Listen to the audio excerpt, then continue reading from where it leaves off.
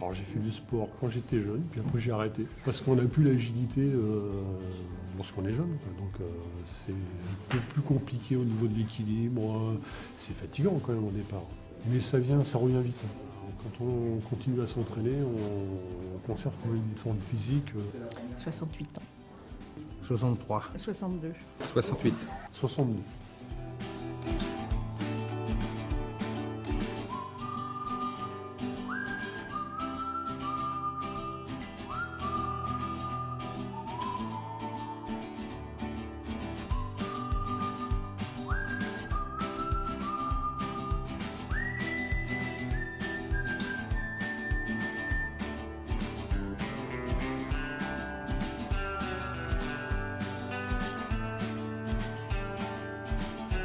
Au départ, c'est les muscles qui sont rouillés. On peut se dire des fois, je ne vais pas y aller la semaine prochaine. Et puis, si on y va quand même, on se force parce qu'on sait qu'on va retrouver des gens. Et puis, donc ça fait du bien.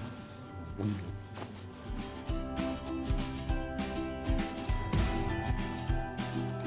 Donc l'intérêt du sport, c'est un lien bien sûr social, parce que bien vieillir, c'est aussi la qualité sociale, les contacts avec les gens. Donc il y a un réel intérêt à pratiquer une activité physique et sportive pour le moral et la santé psychologique, on va dire. Donc l'activité physique et sportive, elle a pareil un réel intérêt sur une meilleure, on va dire, coordination, un meilleur équilibre et puis une meilleure perception des signaux. Là, on cherche vraiment le bien-être. Donc on est vraiment axé sur la santé principalement et sur le fait de partager ces moments de sport avec d'autres personnes qu'on connaît ou qu'on ne connaît pas ou qu'on apprend à connaître.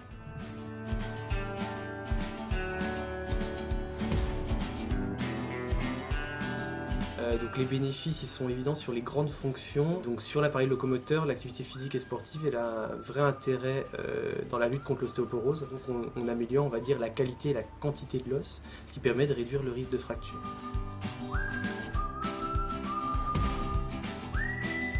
peut démarrer à n'importe quel âge une activité physique et sportive. Il n'y a pas de contre-indication à la pratiquer, sauf que bien sûr en fonction de ses antécédents et de ses problèmes de santé, on va dire, qu'il va falloir l'adapter. À mon sens, il n'y a pas d'âge limite.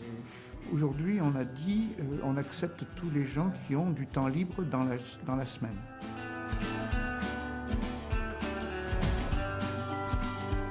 Une personne qui a 90 ans, qui est encore apte à marcher et qui est alerte, peut marcher une demi-heure, marcher une heure, c'est tout à fait possible. Malgré les difficultés qu'on a parfois à se déplacer, on est encore en capacité de faire des choses.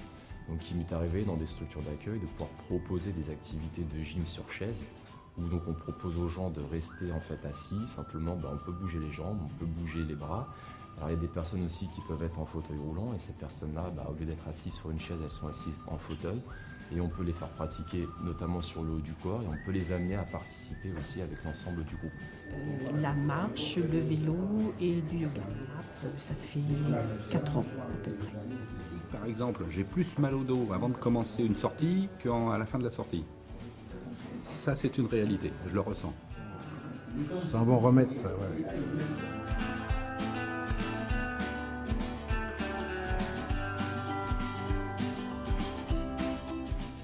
J'ai commencé quand j'étais à retraite. De voir en fin de compte qu'on est capable de faire certaines choses qu'on ne penserait pas faire toute seule en fait. 2 fois par semaine, c'est bien déjà. On se sent bien après.